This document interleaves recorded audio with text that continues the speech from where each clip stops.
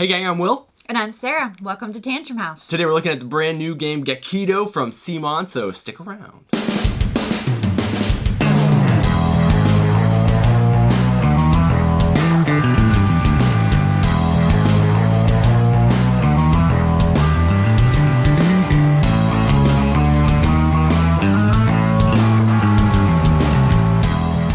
Gekido is a dice and miniatures battle game. If King of Tokyo and Adrenaline had a baby, this is what it would look like. Ain't it cute?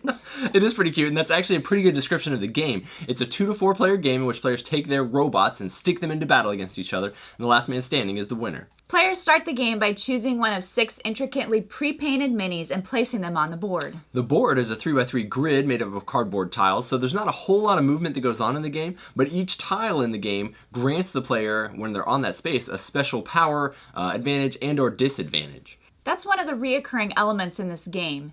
Here, if a player is in this square, he gets to add +2 to offense, but also suffers -2 to defense. In the middle square, a player can draw 3 cards and keep one after his turn, but obviously the middle square is also the most easy place to attack from anywhere else on the board. Cards allow players to boost their attacks and defense and add armor, but they also seem pretty powerful in this game. To attack another player in the game, on your turn, you roll your 5 dice, and then like in Yahtzee or King of Tokyo, you can re-roll up to 3 times. Players have to decide after their first roll what combination they're going to lock in and try for. And that same risk versus reward mechanic shows up again here, because you could try to roll an easy combination like 2 pairs, but if you do, you're only going to deal a little bit of damage. Or you can try for something more difficult and try for, say, 5 of a kind. And if you're successful, you're going to deal a lot of damage to the opponent. If you fail, that damage goes to you. And that pretty much covers the basic mechanics for the game. Tell us a little bit more about that, and then we'll roll into our rating. Well, this is a lot like Adrenaline in that you are attacking other players trying to be the last man standing. There is player elimination, so be aware of that before you go out and purchase this one if that's something you don't enjoy. They do a good job of balancing to try and eliminate time in between players getting out, in that you have to attack every other player on the board before you're allowed to attack someone a second time. So that does cut down on ganging up on one person.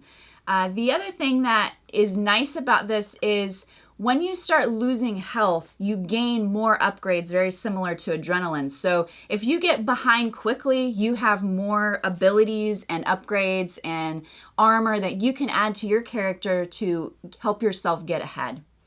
Tell us about the theme.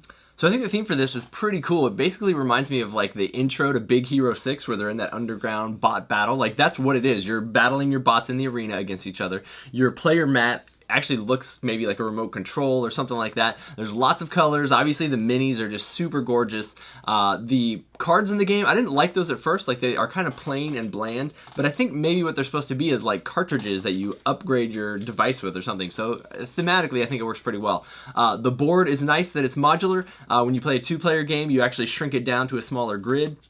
And I have a feeling, like, as upgrades and things come out for the game, that it'll probably become a larger grid with more minis and more pieces, so keep an eye out for that.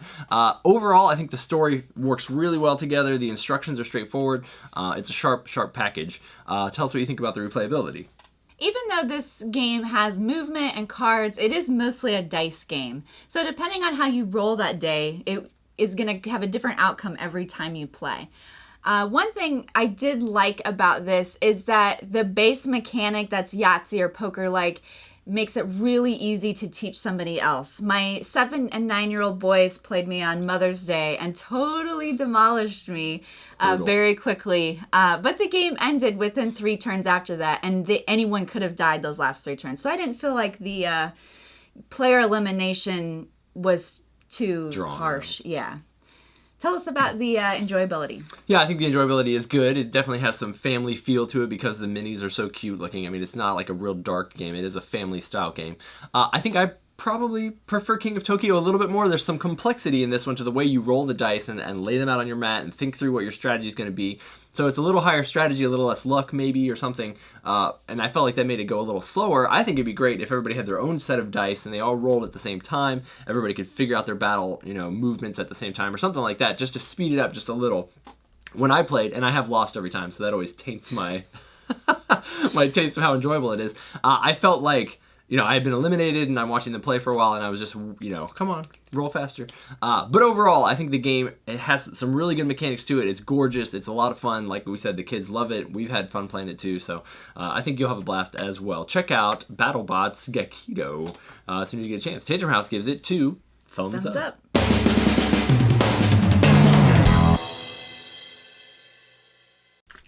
Okay. Say something really funny, Ryan. So you're going to have a different outcome every time. Whoops.